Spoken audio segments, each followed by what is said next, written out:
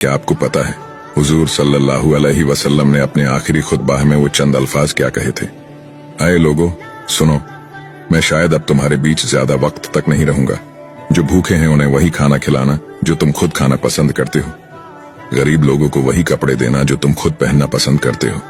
बेशक तुम अपने रब से एक दिन जरूर मिलोगे और वो तुम्हें तुम्हारे हर एक अमाल का अच्छा बदला देगा।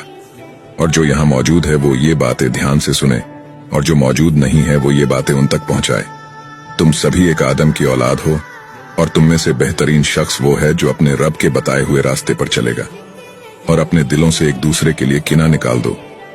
और कयामत तक तुम्हें इस बात का ख्याल रहना चाहिए कि एक मुसलमान दूसरे मुसलमान का भाई है और सभी का एक दूसरे पर हक है। और फरमाया रसूलुल्लाह सल्लल्लाहु अलैहि वसल्लम ने, वो चेहरा नूर से रोशन हो जो मेरी कही हुई हदीस सुने और वो दूसरों तक पहुंचाए। सुभान अल्लाह।